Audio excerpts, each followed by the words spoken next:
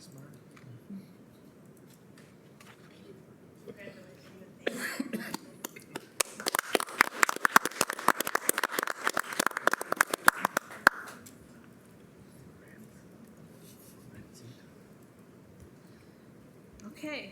next up is public comment. Do we have public comment this evening? Hi, Please come to the microphone, tell us your my name. name's Scott Mintz. I reside at 2375 19th Street. I now have an 8-foot highway through my front yard, and I'm curious as to when the project is gonna be finished. I know it cost well over $250,000 and you're $60,000 over budget. I have easement across my property by Glenwood Drive, and I see that Glenwood Drive has hired Heritage Landscaping to complete the project on my property for their entrance to their neighborhood. Kind of curious, the city doesn't maintain Glenwood Drive, it's a private drive. Why was so much money spent on improving the apron at Glenwood Drive? And why isn't it finished at the next street down? I know that you had some screw-ups and things that were put in had to be cut back out. They weren't done at proper procedure. But I have landscaping, and I commend U-Haul for having such a nice landscaped yard, but I certainly don't. And what was given to me, I'm feeling discriminated against. Left out of a Zoom call. When I did get notice, well, I saw the engineers staking out, the surveyors staking out the project. When I found out about the project happening, found a letter, and I say a letter, but a letter comes with an envelope and a stamp. This was just a note from the city of Moline with Moline heading on the document, stuffed in my mailbox. Anybody want to know that that's a federal offense? No stamps, you're sending mail through the postal service? Or you're dropping it off and not letting the carrier take it? I'm annoyed to no end. You know what? I have a grade on my property, and every other sidewalk in town gets landscape block to hold it back. Me? I don't, because you know what? You didn't have it bid into the job. And you thought that it was just gonna be okay to leave it the way it was. Now that they've drug it out, they never harrowed it, they didn't bring black dirt in over the top. I have weeds, I have the barrier that they put over it. But better yet, I'm wondering on those other sidewalk jobs, if there were landscape contractors that put the seed in the ground. Because at my place, the concrete contractor had a 5-gallon bucket and was taking seed and throwing it down 340 feet of my frontage on my house, on my piece of property. And it hasn't taken. And I want the job finished and completed. You know what? I'm feeling discriminated against when I don't get invited to the Zoom call to discuss it, when I get stuffed up, and better yet, every apron past the sidewalk that is included in the project is about 12, 16, 18, okay, maybe 24 inches past the sidewalk up to the next drive. But Glenwood Drive, we widened it and made it 40 feet into for their approach.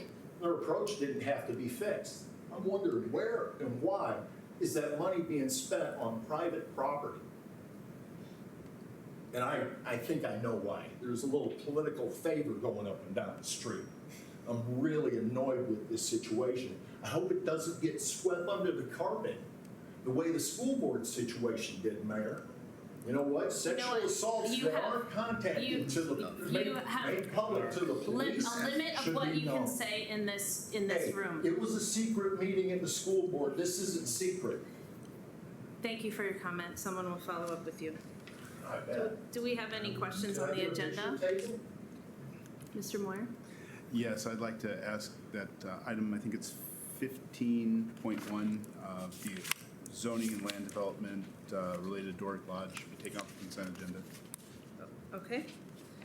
Please remind me, Clerk, do we need we don't need any? Nope, other I'll just seconds, pull right? it. Okay. I just need to make a note on my I apologize, sir. Could you spell your last name for me for the record? Last name is M-E-E-N-T-S. Thank you. The mayor knows. I'll find it. Here. There we go. Thank you. All Thank you. right. Any other questions on the agenda? I believe we're pulling as well 1108-2022, also being pulled from the consent agenda. That's a rebuild project with legacy contractor.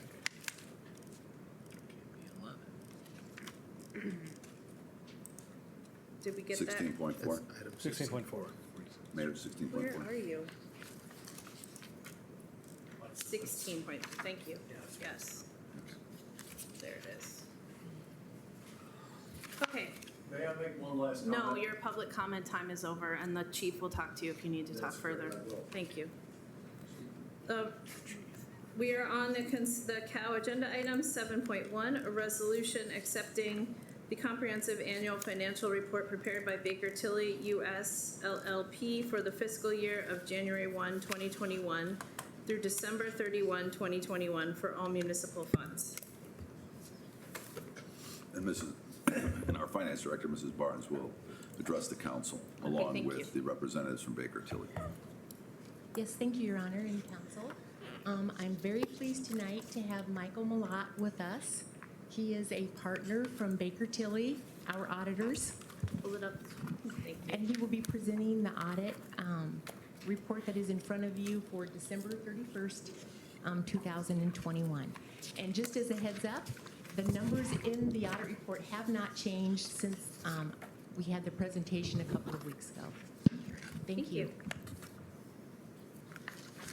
Mr. Malat, it's all you. Thank you. Thanks, Carol. So first, thank you, everybody, for providing me the opportunity to speak to you this evening. And first, before I get started, I just want to thank Carol, Lori, and the finance department for all the help and effort they put into preparing for this year's audit. Our audit can't get done in the timely manner we get it done in without their assistance in providing us everything we request, everything we need, answering a million questions, all while doing their day-to-day jobs. So I just want to thank Carol and Lori and Keith and everybody else for being so responsive to us during the course of the audit this year, as they have been in previous years. And just to let you know that you got a really good group of people working to ensure we're able to do our job properly. So I know you guys were provided draft reports of the annual comprehensive financial report as well as I believe in audit results communication. I'm not going to spend a ton of time talking about specific numbers, but I do want to hit a couple high points and also just give you a high-level overview of what is it we actually do as the auditors. So first with the big report, the annual comprehensive financial report. So obviously our primary job is to evaluate the financial records of the city to ensure that the information presented in there is what we call materially accurate. So we don't go look at every single number to the dollar, but we evaluate based upon various audit standards and requirements to ensure that the information presented in there allows you to make accurate evaluation of the financial health of the city, and that information in there can provide you a good picture of where the financial health is at so that you can make appropriate decisions for the future based upon the historical performance of the city. I'm glad to present we will be providing what's called an unmodified opinion. That is the highest level of assurance we can provide. Essentially what that means is that the information in there can be relied upon and used, and it's presenting an appropriate and accurate depiction of the city's financial health.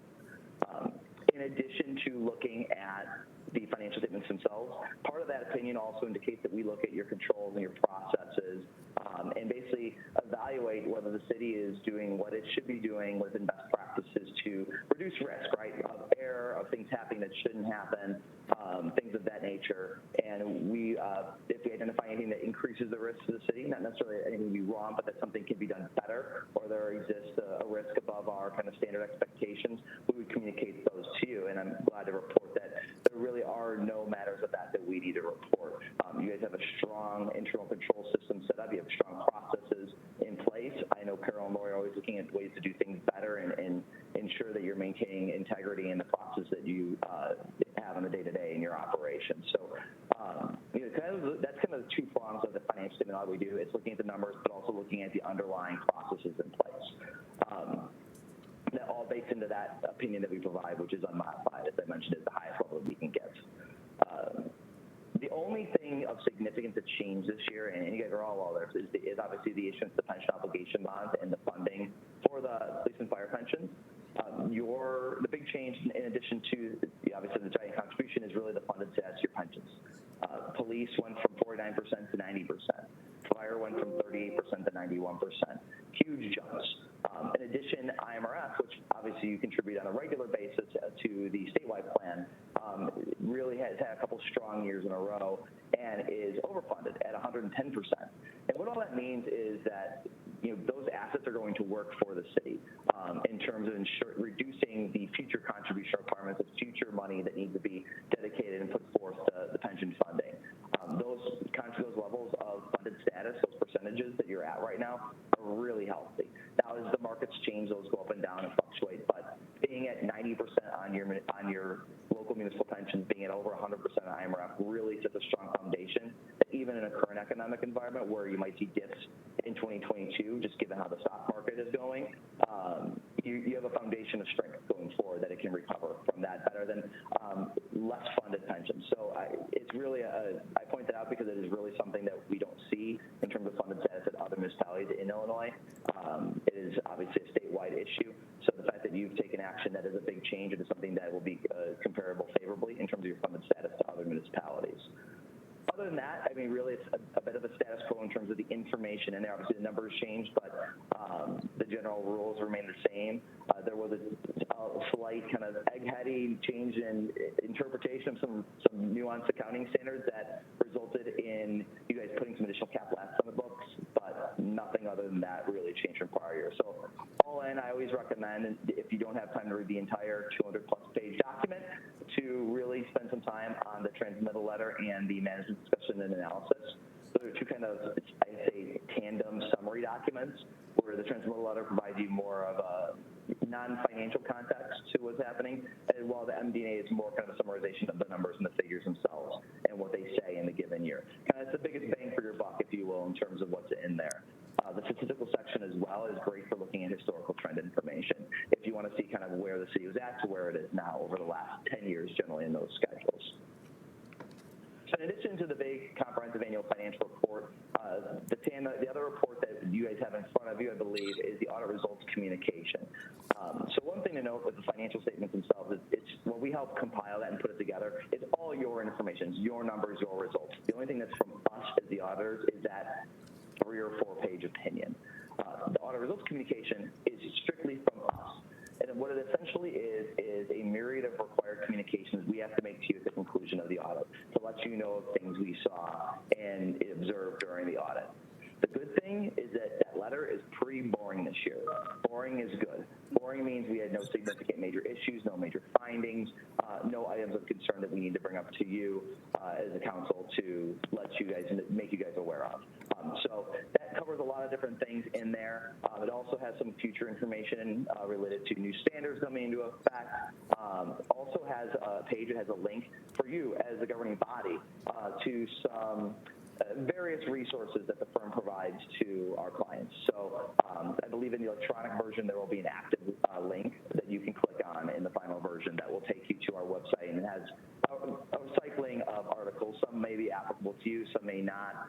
There's also various webinars and other things that are listed there as well. So if you're curious, that includes a link in there and has some good information, not just auditing, but related to other things, a wide array of different things that you guys would face as a governing body of a municipality. So that's kind of the gist of the financial audit, the main part of what we do. In addition to that, there are a few other required kind of components that we work on. The next one is what's called the Single Audit.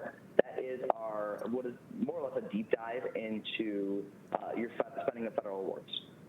This year, there's a bunch of requirements as to what we need to look at. This year, the program we spent the most amount of time looking at was the Coronavirus State and Local Fiscal Recovery Program.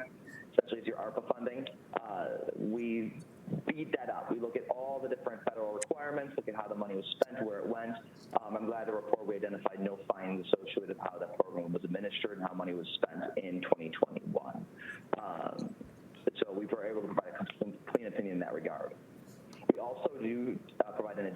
on your compliance with TIP statutes, with laws and regulations around how TIP money is spent.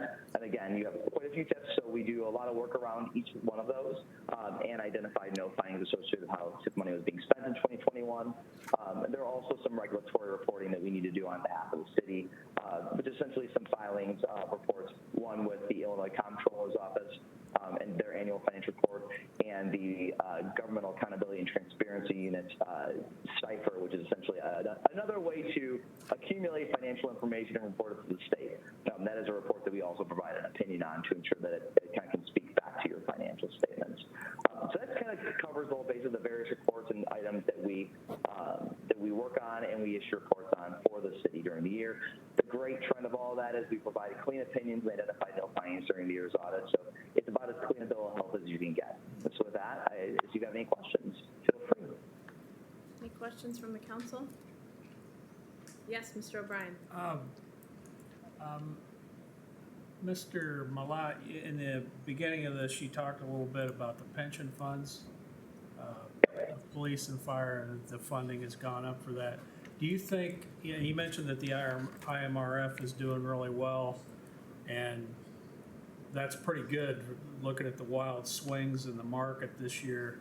Do you think that current funding with police and fire will help what Carol has done? That's going to help protect the police and fire with what we've done currently. You think that's a good thing, right? I mean, that's actually going to protect the pension. I think, generally speaking, the more money you have in that pool, the better protected you're going to be to the swings. Because basically, when you take everybody's going to take a beating in 2022, right? We know that.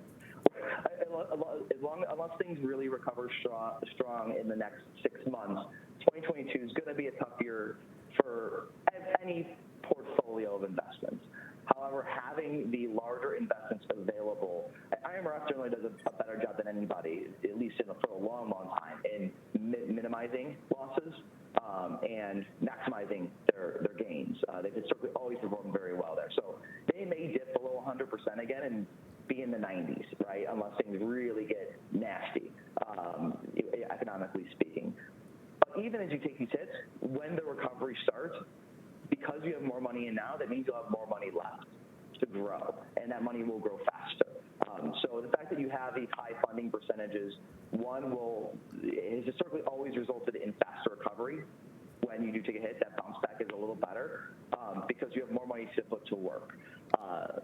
It also reduces how much money you have to spend now in the next couple of years to continually fund it. So you're able to put money in there, less money in there to maintain levels because, again, you have more investments to go to work for you. So, yes, generally speaking, when the better funded your plan is, just generally it means positive health. Now, we're going to be in some unprecedented times for the first time in a while.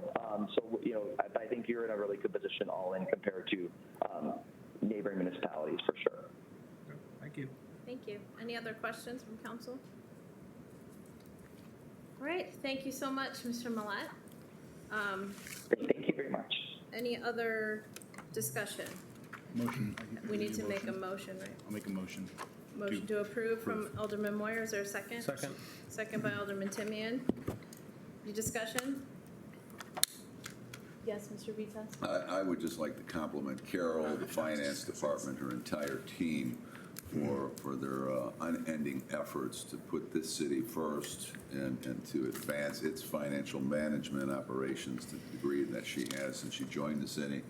And to thank Baker Tilly for, working them out and taking them through the audit process and resulting in a clean audit, which I fully expected to be the case. So my compliments to the finance department and the finance team in its entirety. Thank you. All right, all in favor? Aye. Any opposed? The motion passes. 7.2, an ordinance amending Chapter 10, elections of the Moline Code of Ordinances by repealing Chapter 10 in its entirety and enacting in lieu thereof one new Chapter 10 dealing with the same subject matter. Mr. Vitas? Yeah, I'd be more than happy to bring this up. Back on April 5th, 2022, the council was presented by Todd Green a recommendation in terms of the redistricting of the wards in accordance with the 2020 census results and population changes and shifts that took place throughout the community. and taking into consideration the required mandatory 10% deviation rule, produced a aldermanic ward map, unlike the others in the past, but produced a map which the council endorsed, and we are bringing forward based on the legal descriptions that were prepared for approval. Motion to approve. Second? Motion by Alderman Schmidt, seconded by Alderman Timian. Discussion? Okay, hearing none. All in favor? Aye. Any opposed? That motion passes. 7.3, an ordinance amending Chapter 2, Administration of the Moline Code of Ordinances by repealing Chapter 2 in its entirety and enacting in lieu thereof one new Chapter 2 dealing with the same subject matter. This I would defer to the Corporation Council for the city. Okay. Ms. Christopoulos? Thank you. So as you know, we have been working on this chapter for a while. We began, as is our charge, to update all of the code chapters. So we did an initial update. We brought it to council probably a couple of months ago now for input and review. We took your suggestions, we incorporated them. We also prepared, upon receipt of a number of questions about Chapter 2, we prepared this memo, which answers those questions. Again, we did not incorporate every suggestion. We did make changes as appropriate in the context of updating. So we bring this back to you for additional review and approval. We're here to answer questions. Working on this project, in addition to the clerk, was Amy Saunders, who did most of this memo that you received, as well as Rhonda Bart, who I believe is here. She's right behind you. So we are all here to answer your questions. Thank you. Is there a motion? Motion to approve? Motion by Alderman Timian, Second. second by Alderman Waldron. Discussion? Mr. Schmidt?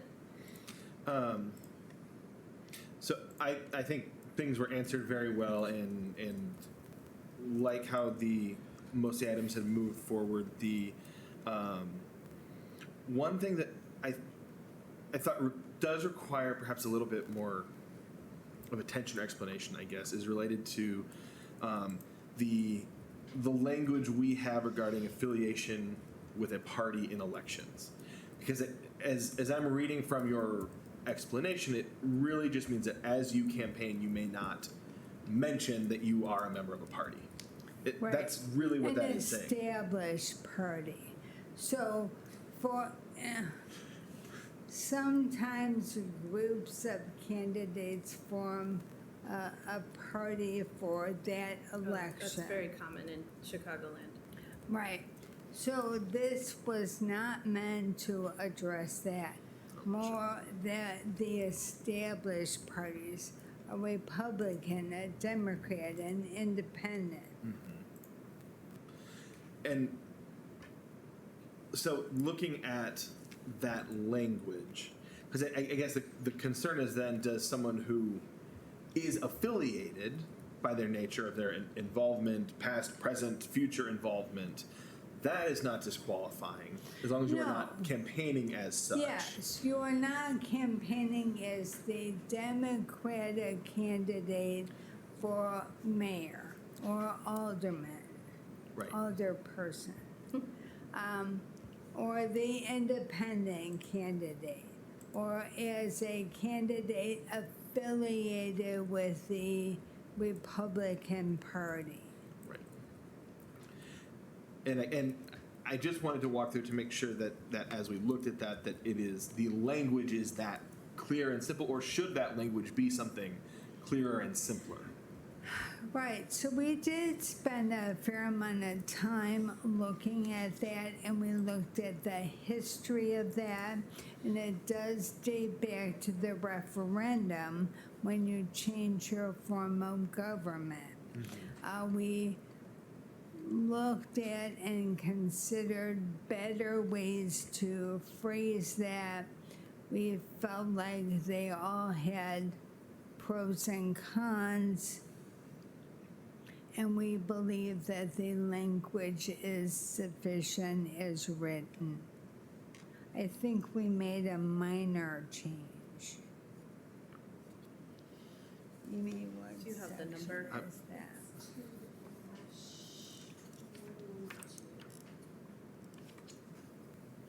So 2-2102, for those who want to reference that. Section C.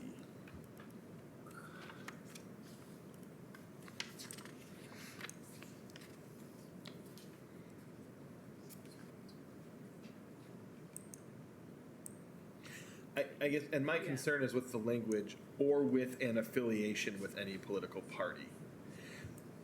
That seems to be broader than we would actually be able to enforce.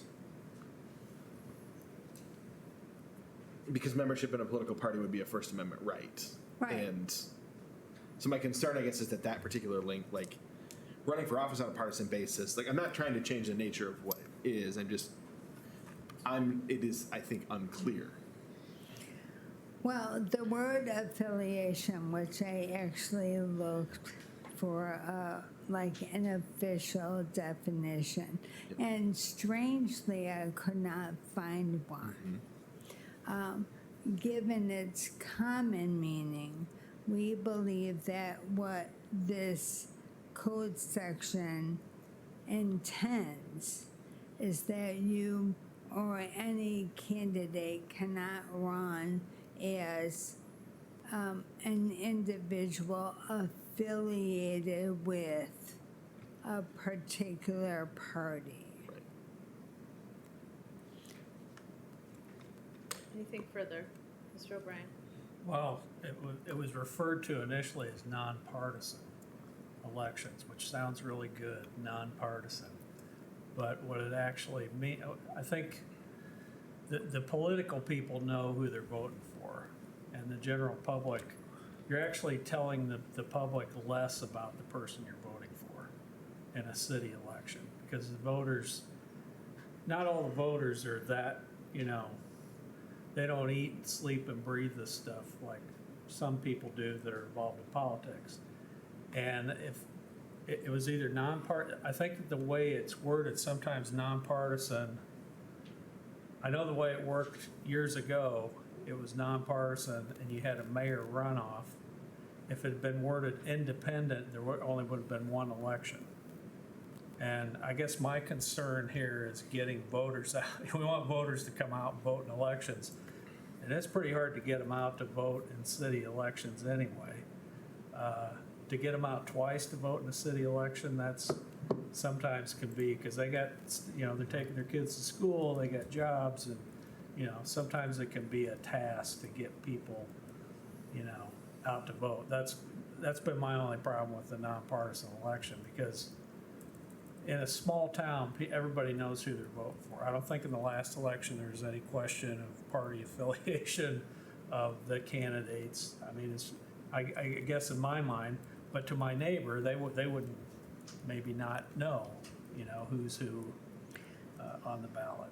So I think that you were using the terms like party affiliation with ideological affiliation, so that maybe candidates had the ideological affiliation with a certain party, but we're not running based on that affiliation. Right. So you're not changing I'm sorry, my interrupted. No, I'm sorry. What you have for us here is no change to this other than eliminating some of the wording Right. at the end of it. So, and that deletion is simply an update because when this was originally prepared, it was after that referendum, and so there needed to be that transition. Okay, thank you. Any further questions? All right, hearing none, all in favor? Aye. Any opposed? That motion passes. Number 7.4, resolution authorizing the mayor and city clerk to execute and attest to a cost-sharing agreement between the city of Moline, Renew Moline for the purpose of allocating and sharing costs and obligations related to the payment of the costs associated with the feasibility study addressing the adaptive reuse of the Spiegel building located at 202 20th Street, Moline, Illinois, and surrounding property. Mr. Vita? Yes, Mayor, members of council, Alex Elias from Renew Moline is also in the audience this evening. We all know her. She's on your left. Alex and I have spent some time, quite a bit of time actually, working on multiple projects, this being one of them, in terms of the advancing the redevelopment and repurposing of the Spiegel building, which is one of the cornerstones of the redevelopment of the I-74 realignment corridor. Specifically building off of all of the community engagement, public input that was received for potential adaptive reuses of that property, which are significant. Some of them, of course, none of them are duplicative, but we have many. We'd like to retain the services of PGAB planners who have been doing business with the city for at least 3 decades now, to bring them on board to actually go in based on the scope of services and to come back with a market and a feasibility analysis, cost analysis, on how we can proceed to develop that property and what the public costs associated with that development should be versus what the private investment costs should be, so that we have a clear picture going forward on how to make that property viable and return it to the public space for its use in the future. And Alex, if you have anything else you'd like to add, feel free. Good evening, and thank you. I'll be brief. Just that the project management team heard a full presentation on this, met with the consultant in April. We are excited to work with you. This, of course, is a follow-on, as Mr. Vitas said, from your action in January to basically endorse some of the concepts that were presented. So it's the next step in the process, and we're excited to get started. Thank you very much. Thank you. Is there a motion? Motion to approve? Second. Motion by Alderman Timian, second by Alderman Macias. Discussion? Yes, Mr. Waldron. Help me understand a little bit about going through this process versus doing an RFP, and where the developers tell us what the beneficial uses of that site would be. Why Yes. spend this money to do an analysis of the property, then we do an RFP, and they come in and say something completely different? Help me, walk me through that theory. Alex is Come on up, both of you. Alex. I think We you can can both answer talk. that, especially given that you're reaching out to people about the endorsed ideas and things. Yes, I think this is a unique concept, first and foremost. As you know, Alderman, there have been 2 RFPs on the property previously. Both of those, the proposals that were received were for tax credit projects, low and moderate income housing. And I think the action that's been taken by this council is to move a different direction, endorsing the concepts that were proposed by ULI last year. I will say that my experience with the city is that you get a better result from an RFP when you know what your investment needs to be, and that due diligence is well worth your time, particularly in light of investigating this as a destination. It's brand new. The concept is new. It is intended to be an attractive magnet, and part of the study, which you will not get in an RFP, would include the investigation of the market for this, the potential for it as a destination based on data. You know, Mayor and Bob are very focused on having data, and the scope of work was attached to to your action today. But I think that if you go into this with better information, you'll get a better result in the end. So you're kind of outlining a process where we retain some control over what we want to see there versus opening it wide up to whatever people decide they want to do. Yes, that's a good point, Mayor. That would be the philosophical difference. But ultimately, we're gonna have developers bid on this. That's our goal. Correct, and that's partly why she has been reaching out to Right. some of them ahead of time to get their opinions and things. And ultimately, don't developers do their due diligence on what the market will bear and do everything related to that? Some do better jobs than others, but I understand what you're saying. Thank you. Yeah. Any other questions, comments? I- Yes, Mr. Be a O'Brien. developer, we've got a low inventory of housing, that's probably what they're gonna go to. That's part of the RFP to force that. We need more housing, we need more rental property, we need all that. That's where they're gonna go. I mean, and I don't know do we have any idea, some of the other ideas for this building, or that's what this is gonna tell us? Yeah, that's what we endorsed in January, and there are other places for that residential housing in that ULI suggested report to us. I think that really is the focus. I think if you put out an RFP, you would receive probably housing, potentially low and moderate income housing tax credit projects. That's sort of a known quantity. To me, that's kind of plan B. If you can't get what you want, and I think this council has been super visionary in its ambitions for I-74, for this building and its placement in the middle of that area as an anchor for a larger district and a message about what you want your community to say when you get off that exit. I mean, it's just so prominent and it's such a special building. So I think that in investigating this, and Renew is paying half of the study, which I think is going to be money well spent, at least if nothing else, you can say, hey, we tested it. It didn't work. We can't make that kind of investment, but at least you tried. And then when you go to Plan B and put it out just for more of an open call, I think as a council, you can make a decision about whether you want to be specific about what you're looking for and then look for developers. If you just want to put it out wide open, which is how it was done two previous times, most recently in 2018, I think you have that option, but I hope that's helpful. Thank you. Anything further?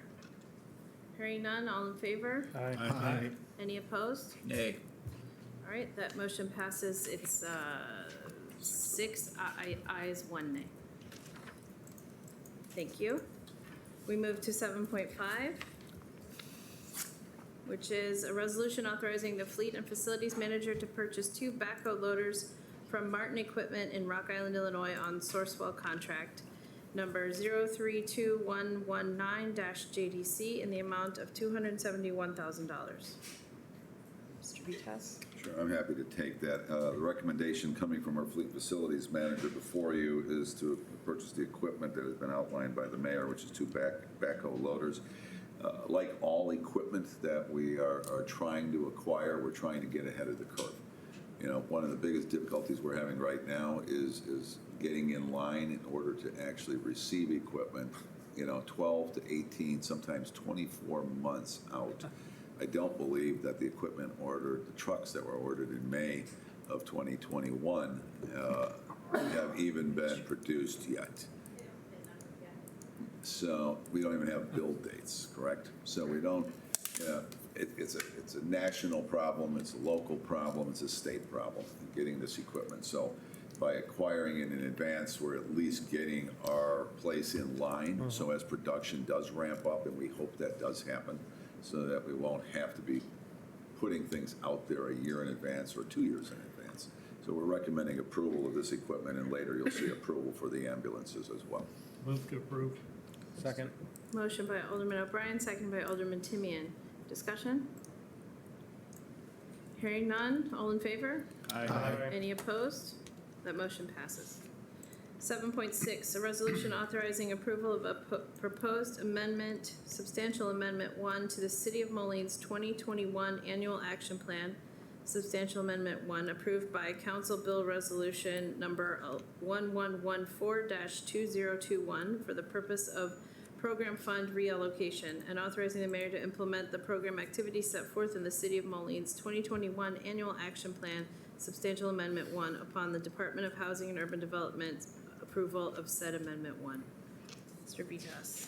Yes, as you can see in front of you, Kay Whitley has done an outstanding job of putting together an amendment to the existing resolution from 2021, basically advancing some funds and reallocating funds in accordance with the Community Development Block Grant Fund rules. She's here if there's questions about any of the reallocation or redistribution elements of that plan. I think it's 130 pages long, if I'm not mistaken. It's quite a lengthy document. Motion to approve? Second.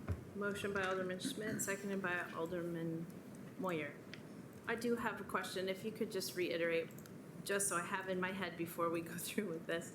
My question was, I noticed a reallocation from housing, home buying, the home buying program, and I'm very concerned about making sure we have the ability to continue that kind of program because of what it does to end cycles of poverty with getting people into homes. Sure. Currently, right now, for home buyers, from our 2020, we have 95,000 for home buyers. With the reduction for the 2021, that's gonna add another 60,000, so we have 155. And about another 30 days, when I bring the 2022 plan to you guys, we're allocating another 95,000. Okay, so we will still have something, this just needs to be reallocated for this year. Correct. Right now, I have about 4 or 5 applications on my desk for home buyers. Great. We're working with them right now to buy homes in Moline. This is the time to buy them, and they can receive up to $7,100. So give me a call if anyone's listening. Thank you very much. Any other questions? Hearing none, all in favor? Aye. Any opposed? Motion passes. Thank you, Kate. 7.7, a resolution authorizing the Fleet and Facilities Manager to purchase 3 complete Type 1 ambulances from Osage Industries Incorporated in Lynn, Missouri on buy board contract number 650-21 in the amount of $924,648. Mr. Vitas. Yes, as I pointed out earlier in discussion this evening regarding the backhoes, the same rule applies with the Type 1 ambulances from Osage Industries that we're looking to acquire. The fire department actually, through Deputy Chief Noyd, actually had a committee that spec'd out pretty much what we're looking for in terms of ambulances for the future. I think the boxes that we're using, just as an example, I think have been reset at least 3 times, 2 to 3 times in most cases on these ambulances, and they're getting to the end of their useful life. You can see that the build time for these, we're looking at fiscal 24 for the most part. It's going to take 20 to 24 months to actually receive these. In the meantime, they'll do an excellent job of keeping the ambulances on the road that we have, but we're at that stage, and unfortunately, because of maybe tougher financial times and shifting of capital equipment through the years, they're coming up all at the same time. I'd rather see them staggered, but unfortunately, they are all simultaneously hitting that point. So going forward, we're recommending that we go ahead and approve the order for this equipment for delivery in 2024. I'd like to make a motion to place that order. Second. Who was, you were second? Oh, thank you, sorry. Motion by Alderman Williams, seconded by Alderman O'Brien. It sounded like it came from somewhere He else. threw his voice. We do Got exactly the it. same. He was throwing his Any discussion? Yes, Mr. Schmidt. Yes, I understanding that there's a lot of good and valid reasons this could be, but I'm just curious why such a big jump in what the expected cost was versus the actual cost that we're dealing with. Thank you. So I was working off of the replacement values that we had in our fleet management system. After looking through multiple different vendors, the price of everything has gone up. So just looking at your vehicle costs, that can also be attributed to why this has gone up so much. But essentially, it hasn't been funded at a high enough percentage, so that will be readdressed. Yes, Mr. Waldron? Is some of that due to the type of ambulance we're purchasing versus the ones we've purchased in the past? It could be the ones that we have now are on a van cabin chassis. The ones that we're moving forward to are going to be on an F550. So there's going to be a little bit of a cost difference there. And we are changing companies. Correct. And what company are we with now? Right now they are Sentinel. No, Lifeline. I'm sorry. Lifeline. Yes, Mr. Timian? For this and the other advanced orders, is the money due up front, or is it a deposit? I'm just kind of curious 2 years out, are we paying it all now, or, you know, just, yeah, No, we don't pay for anything until we take possession. thank you. Agreed. And the funds are actually budgeted in year 2024, so it's going to be coming up in that fiscal year when we receive them as well. Yes, This Mr. is Wallner. not for Sarah, but I have a little bit of a concern of using the ARP money, the reserves, 273,000 to make up this difference. Since we're not going to have to pay for those till 2024, why couldn't we budget for those in 2023 and 2024 and not use the unrestricted reserves? Can we hear from you, Carol, if you come to the microphone?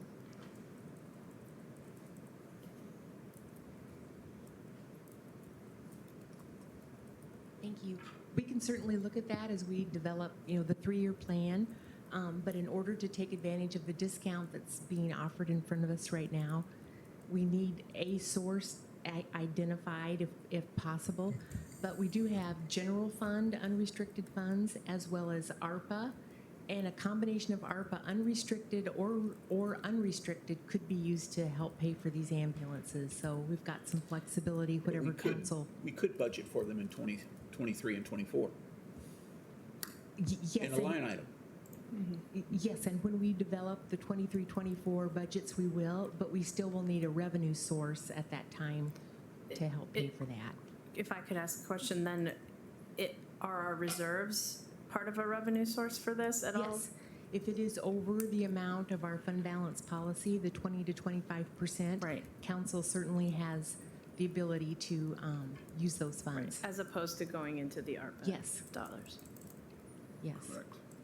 I'd like to make an amendment to not utilize ARP reserves and that staff budget for this in 23 and 24. Okay. Is there a second to that? Second. Second by Alderman Schmidt. Discussion. Mr. Moyer? Hey, how would that change this then? If council approves to move forward with the purchase so we can take advantage of the discount, what we will do is when we build the budget model, we will have several different sources that can be allocated, and council will adopt that as part of the adopted budget plan. Okay. So it's like we have the recipe, but the ingredients Yes, are going to change. yeah. Correct. Okay, So got it. Mr. Schmidt? And theoretically, that could still end up being the ARPA funding. it could. We've got But a lot we of would make that flexibility. decision at that time, and we'd have Yes. access to that ARPA money earlier Yep. if we needed it. Yep. Yeah. And the other thing, not to confuse the issue, but as you know, as revenue streams change, our ratio in ARPA funds, whether it's restricted or unrestricted, also change. That's correct. So as we head into that year 24, when the money's due, we'll be taking another look at it anyways. But it's just, we're very fortunate we have several flexible opportunities to be able to pay for it. Question? That Comment? sounds good to me. Okay. Yeah. All right. If that's the end of discussion, then all in favor? Don't we have to Sorry, vote- this vote is on all my in favor amendment? of the Amendment, amendment to not utilize ARPA dollars. Are we clear on that now? All in favor? Aye. Any opposed? That amendment passes. So now we, discussion, I didn't get the second on Alderman Waldron's motion. it was Schmidt. Thank you. Now, any further discussion on this purchase as amended? Hearing none, all in favor? Any opposed? That motion passes. 7.8, a resolution authorizing the mayor and city clerk to execute and attest to a licensing agreement between the city of Moline and Three Brothers Hospitality LLC, doing business as Poor Brothers Craft Tap Room, 1209 4th Avenue, Moline, Illinois, for use of public right-of-way for outdoor dining/beverage service on premises. Sir. Yes, Madam Mayor, members of council. We have been working with the owners of the Poor Brothers Craft Tap Room probably for the better part of a year now, in terms of getting them to the point of opening their doors and becoming a popular destination for those folks locally, as well as those visiting our tax layer center on event nights. And for some time, we have been trying to work through and have successfully got to a point where we know that we can pursue working with them on the 4th Avenue sidewalk area at the main entrance to their facility. and providing space for them to specifically have outdoor seating on the sidewalk.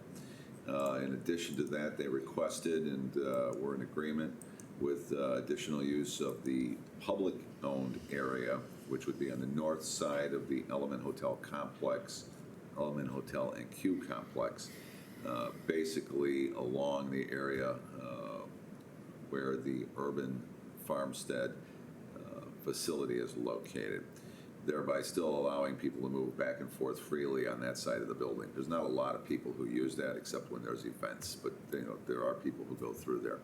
In addition, one of their business models is that they like to provide entertainment. And providing outdoor entertainment could be achieved in the area that's in the grass located to the east of the Q. In my conversations with Jeff Nelson, who was instrumental in putting that deal together years ago, that was the intended use, was to have outside activities taking place. So we're recommending that we grant them a license agreement so they go ahead and pursue installing the seating area, similar to what VIPs has done and some of the others, not a parklet, but literally, a outside fenced-in seating area, and allow them to be able to hold their outside music venues on that front lawn leading up to the Q. Okay. That's our recommendation from staff.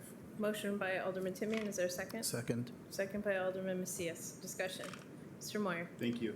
So it says in here food and beverage. They don't currently serve food. Are they planning to serve food? There is discussion going on about how they can. Right now, they're bringing in food trucks, and they're having food trucks actually park outside of the facility, typically on event nights at the tax layer, because you get a lot of people coming and going. So how's this, I know that the space that we have designated for the public art is further to the east. Correct.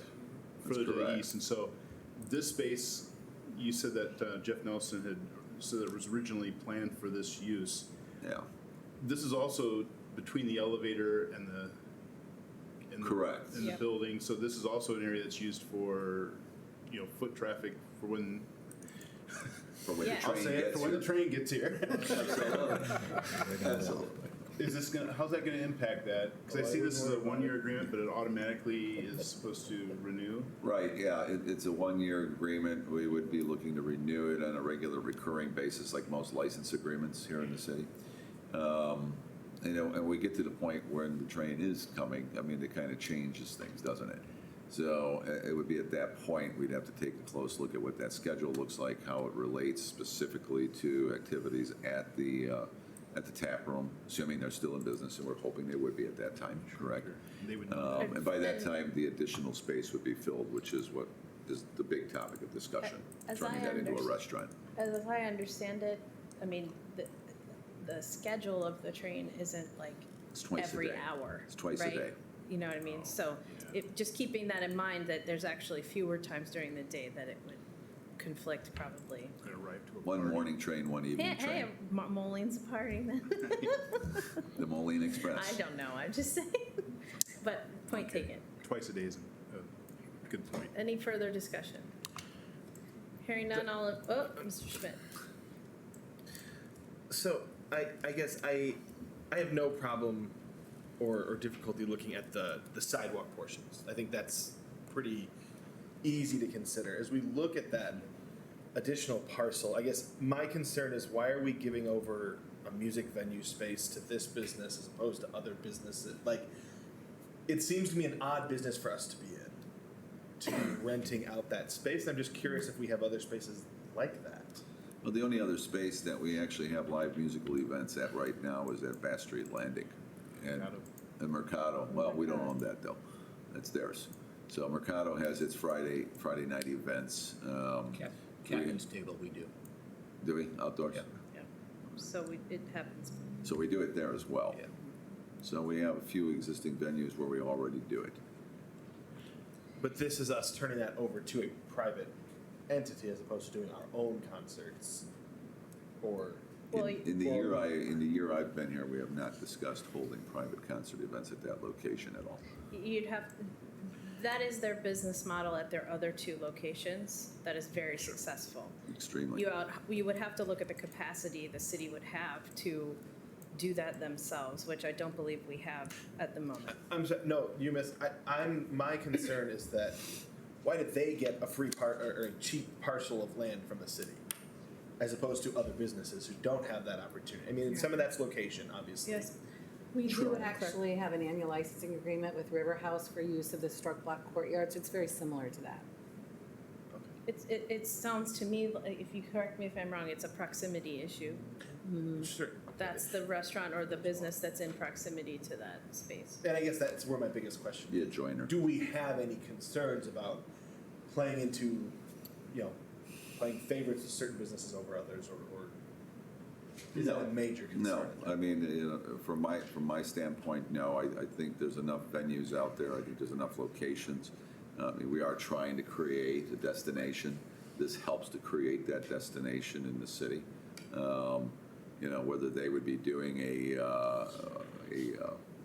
Wednesday night or a Saturday night is to be determined. I think, between all of the businesses down there, they don't want to dilute one another, and there's always that discussion going on. I know I've had discussions like that with staff before. So we usually have Thursday nights reserved certain times during the summer, specifically at Fast Landing. They would have a different evening. Mercado has Friday nights. River House is not doing it all the time, but occasionally they do see use of the space in between there and Dead Poets. So I think there's some coordination that's going on. And of course, then there's venues in the other cities, like in Rock Island. So we know that they also have things that started up in the summer. Sure. So Any further questions? you're welcome. Hearing none, all in favor? Aye. Any opposed? That motion passes. Informational, sir. Are you doing it from here or there? No, I'm going to just do it from here. As you know, we started a process several months ago of preparing status and information reports to the council to address not only those items which are contained within the three-year strategic plan, and very specifically the fiscal 22 element of the strategic plan. So we do report on those here in this monthly report.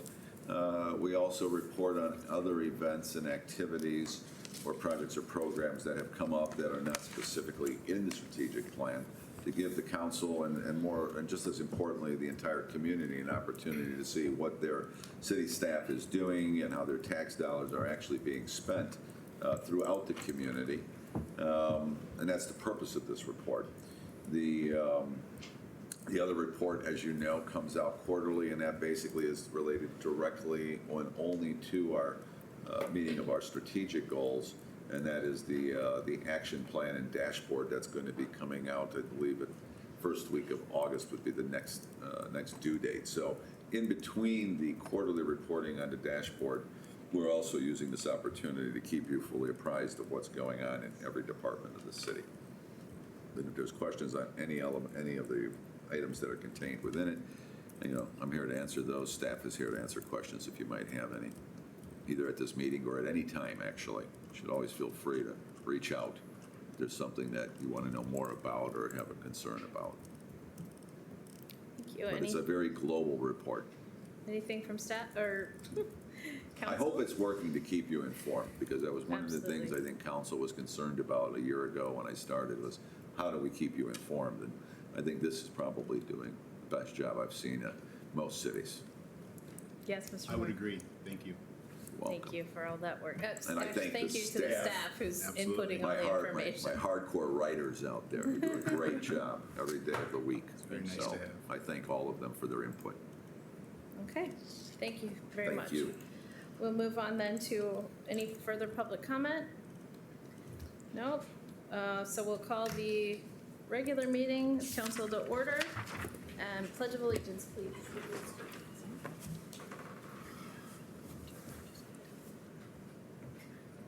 I pledge allegiance to the flag of the United States of America and to the republic for which it stands, one nation, under God, indivisible, with liberty and justice for all. We need to check on something briefly, and we'll be right with you.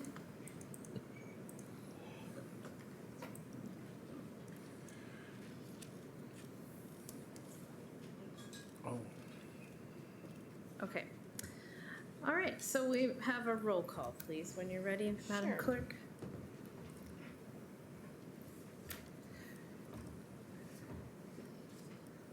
Alderman Williams, Present. Macias, Present. Wentz, Timian, Present. Moyer, Present. O'Brien, Present. Waldron, Present. Schmidt. Present.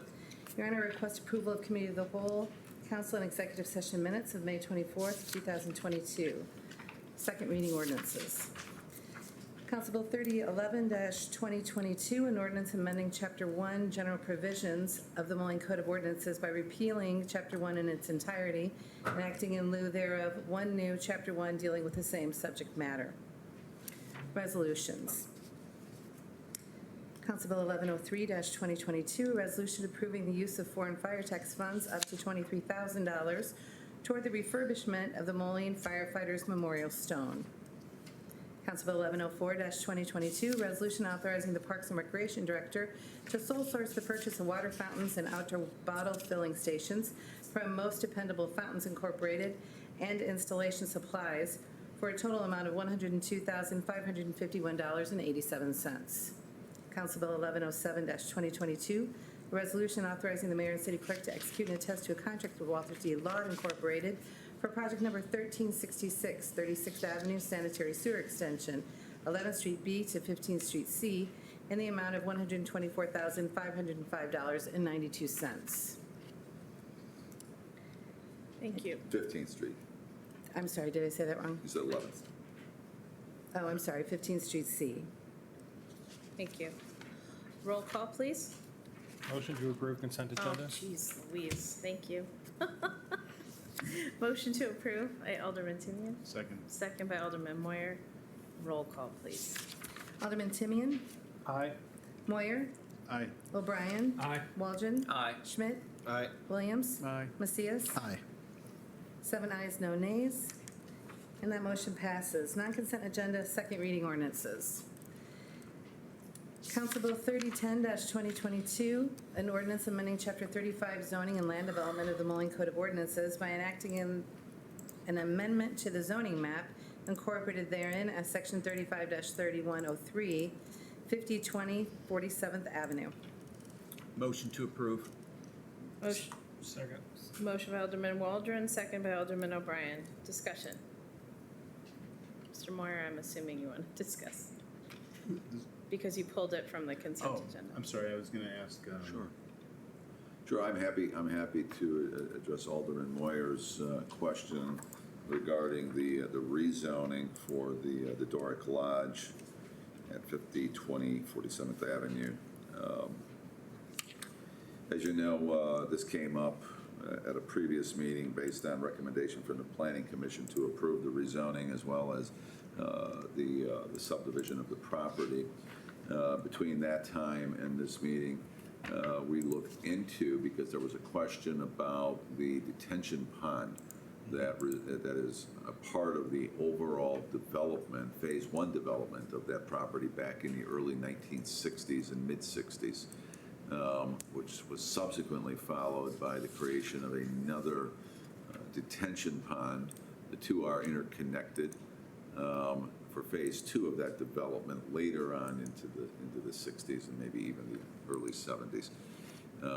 But those two ponds were developed where once there was no pond. It was a marsh. It was basically a creek that ran through there, and it basically free flowed. And then in order to develop the property, they came in with a plat of subdivision, which they recorded, which was approved by the city, and they retained ownership and responsibility. The developer retained ownership and responsibility for the maintenance of the detention pond, and there's one in question specifically, and very likely the other pond, and I'm sure it was probably the same developer. And that was question one I think council had, was who would bear responsibility for the maintenance and upkeep of the pond. Now the pond is 60 years old at this point. We're not aware of any changes that were made to that pond. The city certainly did not take ownership. It was never publicly conveyed, which is a process typically that happens when a subdivision is recorded, and once it's developed, then they convey public improvements. This has always been a private pond. private detention pond. So we have not expended any public resources for its maintenance, nor do we intend to based upon the ownership. When the ownership changed in order for this project to go forward with the Doric Lodge, they assume the responsibility for the maintenance of the detention pond as a part of their property acquisition, because that entire parcel that they acquired included the pond as well as the dry land where the one building is currently located, where they'd like to put the lodge property, the lodge functions of their organization.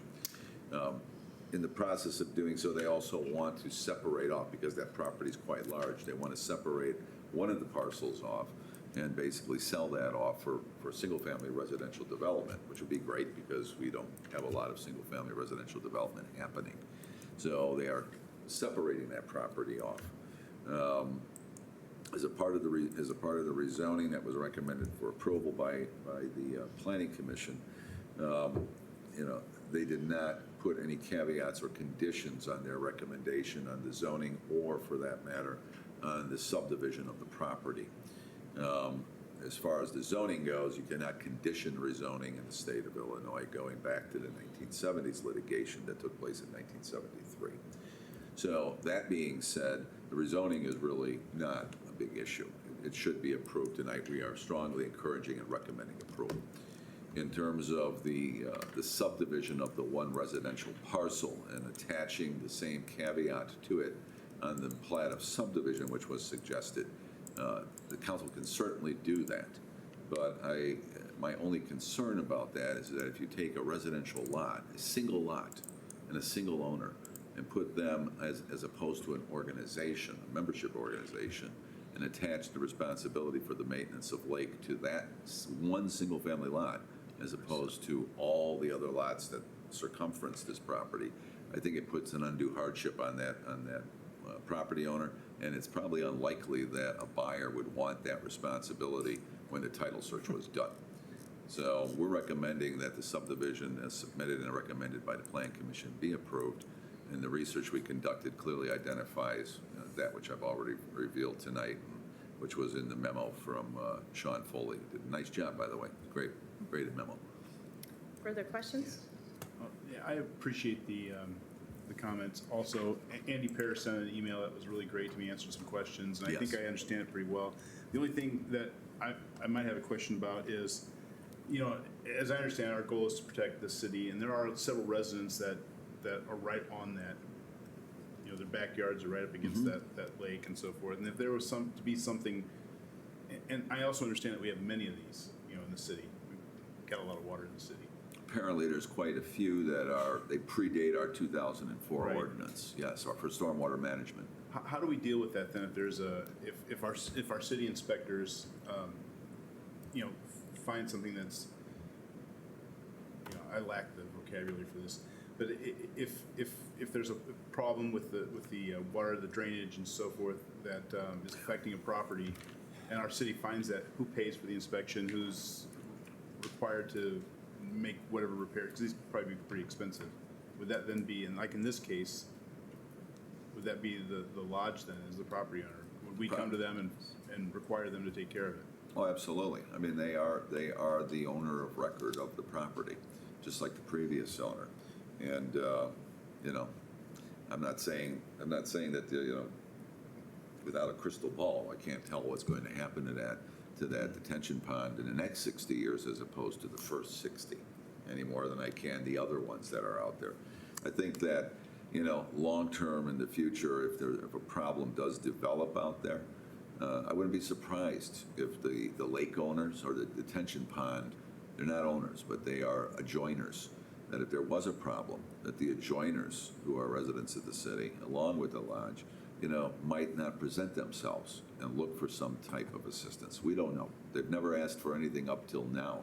But, my experience in other communities where situations like this do arise, they're dealt with on a case-by-case basis because no two situations are exactly alike. And if we were to go in and have to do something to assist them because it was beyond their financial means to do it, it's the classic example of a special assessment on each property. where they would be paying for that annually along with their property taxes for any improvements that the city has to make. It's not common, but it happens in a lot of cities where they will go out and they will special assess for these type of improvements if it's not our responsibility. Or for public improvements in general that you're extending water and sewer lines. Sometimes special assessments are assessed to property owners, based on a front foot basis and, 50% of one corner, 100% of the other corner. There's a lot of ways to skin the cat. We just haven't had to do it too much. We've been fortunate. Hopefully it won't. Thank you. Thank you. Anything further? Questions for Tony? I mean, he's the stormwater master here. If there's any questions. Tony and Andy have both been great about answering these. It was a good response. I enjoyed reading it. Okay, thank you. Roll call. No, yes. Yes, you are correct. I'm missing the boxes today, excuse me. Roll call, please. Alderman Timian, Aye. Moyer, Aye. O'Brien, Aye. Waldron, Aye. Schmidt, Aye. Williams, Aye. Macias. Aye. 7 ayes, no nays. And that motion passes. Thank you. Thank you. Non-consent agenda resolutions. Council Bill 1108-2022, a resolution authorizing the mayor and city clerk to execute and attest to a contract with Legacy Corporation of Illinois for motor fuel tax, section 22-0028400RP, 47th Street reconstruction for the amount of $1,748,547. Your Honor, I'd like to make a motion to table this item for 2 weeks or until the next committee of the whole meeting in light of new information, just so that staff can evaluate it properly and bring back a recommendation. Okay, Second. so there's a second by Alderman O'Brien, for motion by Alderman Timian. Thank you. Roll call, please. Alderman Timian, Aye. Moyer, Nay. O'Brien, Aye. Waldron, Aye. Schmidt, Aye. Williams, Aye. Macias. Aye. 6 ayes, 1 nay, and that motion passes. Your Honor, Okay. Yes, question, Mr. Waldron. not relating to the resolution itself, but since we're going to go back to staff and have them take a look at it, this is potentially an MFT project, and I'd be interested to see how IDOT weighs in on if we have the ability to choose or not choose a contractor related to what their requirements are. Thank you. Thank you. Moving on. I'm sorry, I missed the last part. If we have the ability to what? I'm sorry. Just what IDOT's requirements are for contractors Okay, and what ability the city has to change or not utilize the contractors that came in at low bid. okay. Okay. So noted. Thank you. Okay. Council Bill 1105-2022, resolution accepting the comprehensive annual financial report prepared by Baker Tilly, Virchow and Kraus LLP for the fiscal year of January 1st, 2021 through December 31st, 2021 for all municipal funds. And a motion to approve? Motion to approve. Second. Motion by Alderman Schmidt, second by Alderman Timian. Discussion? Hearing none, roll call, please. Alderman Timian, Aye. Moyer, Aye. O'Brien, Aye. Waldron, Aye. Schmidt, Aye. Williams, Aye. Macias. Aye. 7 ayes, no nays, and that motion passes. Council Bill 1106-2022, a resolution approving proposed amendments to the 2021 CDBG annual action plans for the purpose of fund reallocation. Motion to approve. Second. Motion by Alderman Schmidt, seconded by Alderman O'Brien. Discussion? Hearing none, roll call, please. Alderman Timian. Aye. Moyer. Aye. O'Brien. Aye. Waldron. Aye. Schmidt. Aye. Williams. Aye. Macias. Aye. 7 ayes, no nays. That motion passes. Council Bill 1109-2022, resolution authorizing the Fleet and Facilities Manager to purchase 3 complete Type 1 ambulances from Osage Industries Incorporated in Lynn, Missouri on buy board contract 650-21 in the amount of $924,648. Motion to approve. Motion by Alderman Moyer, is there a second? Second. Second by Alderman Macias. Discussion? Hearing none, roll call, please. Alderman Timian. Aye. Moyer. Aye. O'Brien. Aye. Waldron. Aye. Schmidt. Aye. Williams. Aye. Macias. Aye. 7 ayes, no nays, That motion passes. Council Bill 1110-2022, a resolution authorizing the mayor and city clerk to execute and attest to a licensing agreement between the City of Moline and Three Brothers Hospitality LLC, doing business as Poor Bros Craft Tap Room, 1209 4th Avenue, Moline, Illinois, for use of public right-of-way for outdoor dining and beverage services on premises. Motion to approve? Second. Motion by Alderman Macias, second by Alderman Williams. Discussion. Hearing none, roll call, please. Alderman Timian? Aye. Moyer? Aye. O'Brien? Aye. Waldron? Aye. Schmidt? Aye. Williams? Aye. Macias? Aye. 7 ayes, no nays. And that motion passes. Council Bill 1111-2022, resolution authorizing the mayor and city clerk to execute and attest to a cost-sharing agreement between the City of Moline and Renew Moline Incorporated for the purpose of allocating and sharing the costs and obligations related to the payment of the costs associated with the feasibility study addressing the adaptive reuse of the Spiegel Building located at 202 20th Street, Moline, Illinois, and surrounding property. Motion to approve? Second? Motion by Alderman Timian, second by Alderman Macias. Discussion. Hearing none, roll call, please. Alderman Timian? Aye. Moyer? Aye. O'Brien? Aye. Waldron? Nay. Schmidt? Aye. Williams? Aye. Macias? Aye. 6 ayes, 1 nay, and that motion Your Honor. passes. Yes. Sorry. I'm sorry, I had a question on item 18.3. Madam Clerk, when you read that, did we vote on that as amended? Oh, thank you. Oh, I do not thank you for believe we catching did. that. While we're there too, this kind of goes hand in hand Yes, to Ms. it. 18.2 through 18.5 were on tonight's cow. I thought we had Correct. discussed at I- length here that these things sit for 1 week, that we had trouble with the software and it automatically, but I regardless understand. of what Well, that and we software haven't- is, these things should be sitting for a week. We We have- need to get that fixed. We have addressed this a couple times. I have sat in agenda meetings reminding staff of that. I will let you, though, explain why some of these moved forward. Some of this is because of the scheduling. It has nothing to do with the software. It's because the way that we did the schedule, and we'll ask you to look at that next time, is sometimes we have a meeting the first week of the month and not another Right. business meeting until the last week of the month. And in the case of like the ambulances or, you know, There's a the deadline. comprehensive plan, we've got a timeline, we have to get it done. And we're typically told that when the presentation goes on at the cow, the reason for why Oh, they need that's to be right. on You that were You're night. right. supposed to You're right. include that in bold. If we did not do that in the explanation, then we'll be more careful about that. Yeah, I in the thought case- we had been doing that. Yeah, in the case of the ambulances, the recommendation was based upon a 10 to 12% price increase effective June 21. So unfortunately, our next meeting is not till June 28th. I had the same discussion with the fleet facilities Yeah, manager when they I understand came that, forward. it's just nice to Yeah. have an explanation. Yeah, thank The you. other three, I think KJ has a similar issue with the date issue. Yeah, for the action plan, we had to get it moving because Parks has 2 programs in there that wants to start tomorrow. Otherwise, we would have to wait to the business meeting in another, 3 weeks, 2 weeks, so. There is, yes, so there's an intent both to get back to putting that reasoning on the agenda, and number 2, to take a much closer look at the draft schedule next year.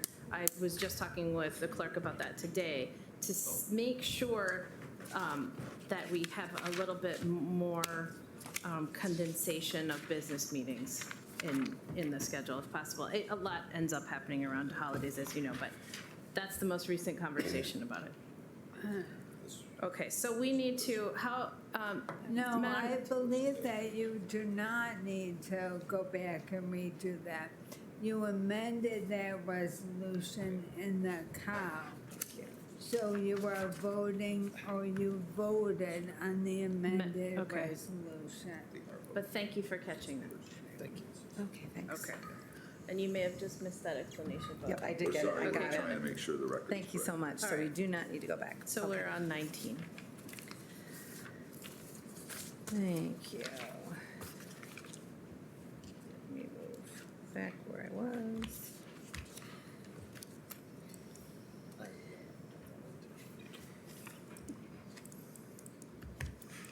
So I'm on first reading ordinances. Council Bill 3012-2022, And an ordinance amending Chapter 20, Motor Vehicles and Traffic of the Moline Code of Ordinances, Appendix 5 thereof, all-way stop intersections by removing the intersection at 19th Avenue and 35th Street. Council Bill 3013-2022, an ordinance amending Chapter 20, Motor Vehicles and Traffic of the Moline Code of Ordinances, Appendix 5 thereof, all-way stop intersections by removing the intersection of 3rd Street and 18th Avenue.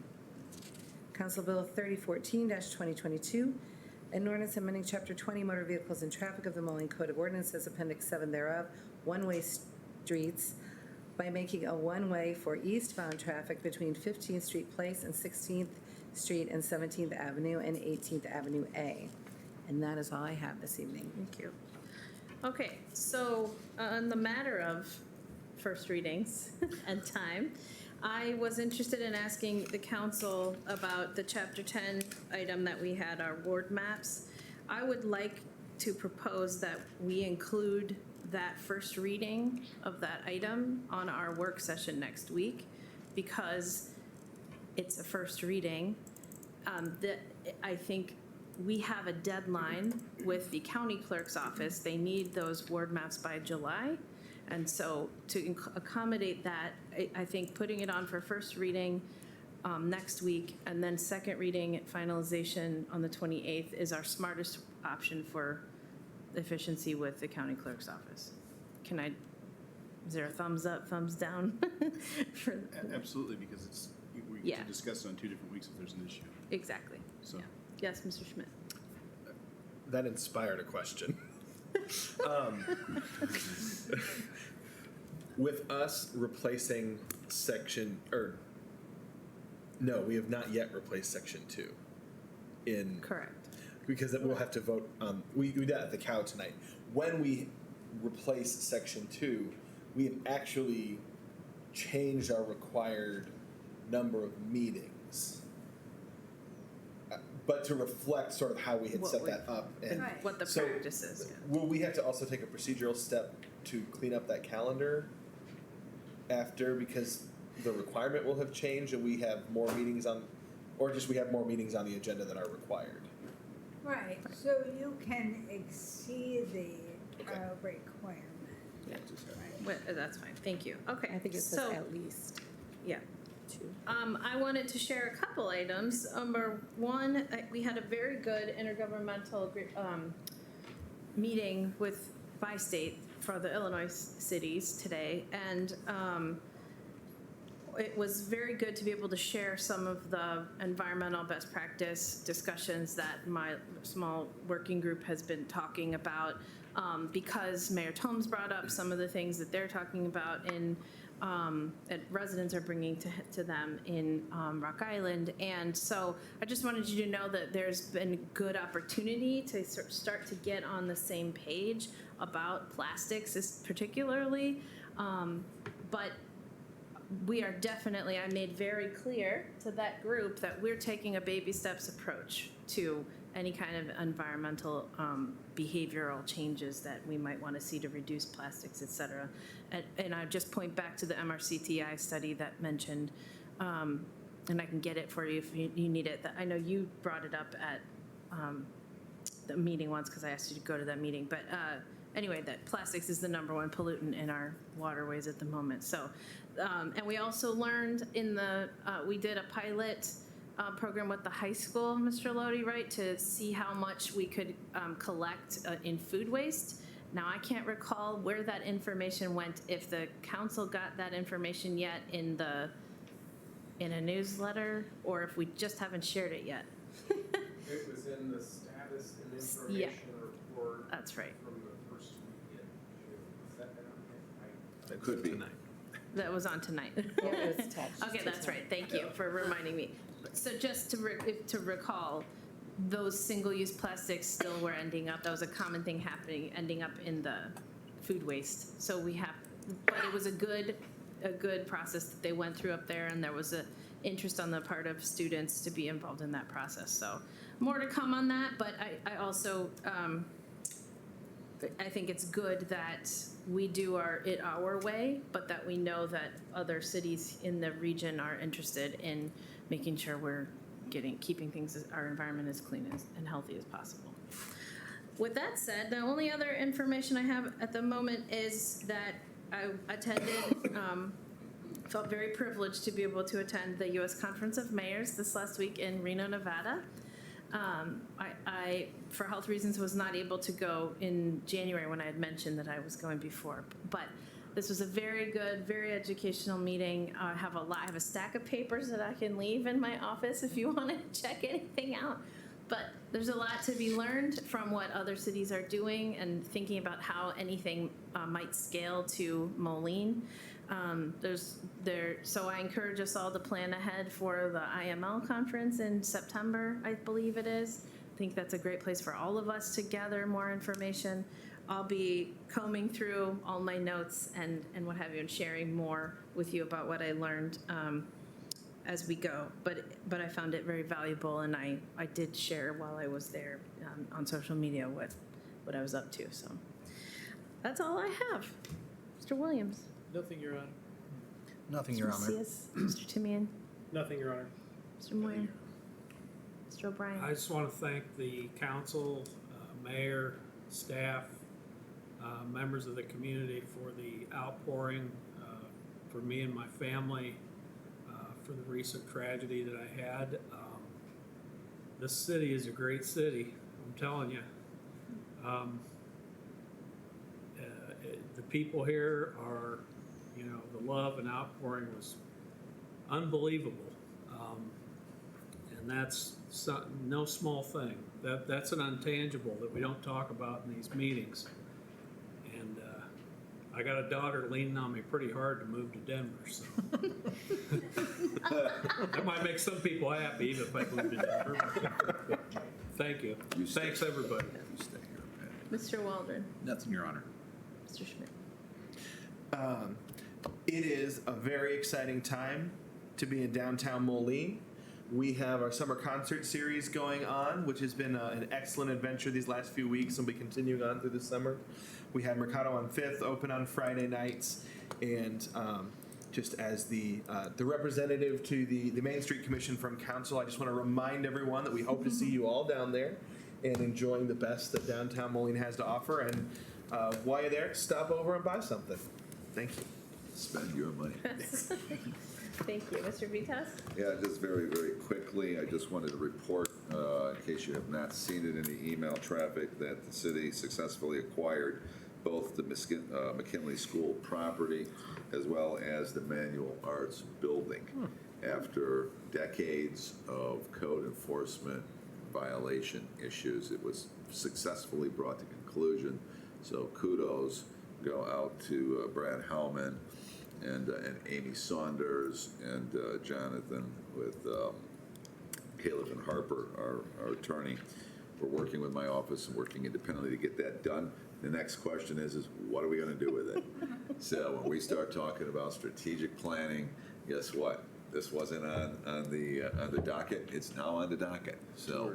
And also, it feels like it was earlier. I thought it was fall that it would happen, but. It happened much now, quicker early because summer. we went through the foreclosure process, and that accelerated the need to either meet the Munisys fine payment requirement and pay the city the money that was owed, or convey the two properties. So the properties were conveyed in lieu of the $50,000. So we now have ownership of those two properties. So we will be, haven't been in them yet, but I will be going in them shortly too. Do you want to go? Anybody who wants to go is welcome. Anybody who wants to go is welcome to go. I'm just glad to say that we got that problem resolved because that was a long-standing issue. And I know the residents out in the neighborhood, Pat, will be thrilled. Better send a neighborhood newsletter. Now to figure out what to do with it, but we will. We will come up with a plan. I'm just reporting as well, in case you didn't see it earlier today, but the first ward alderman for the city of East Moline, Larry Toppert, passed away very unexpectedly. So if you knew him, just passing that information on. Wish his family well. May he rest in peace.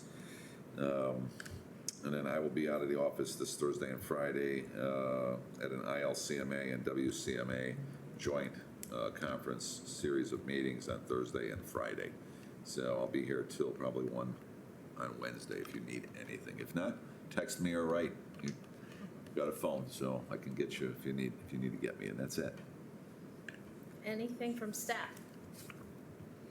No, and no executive session? Motion to adjourn.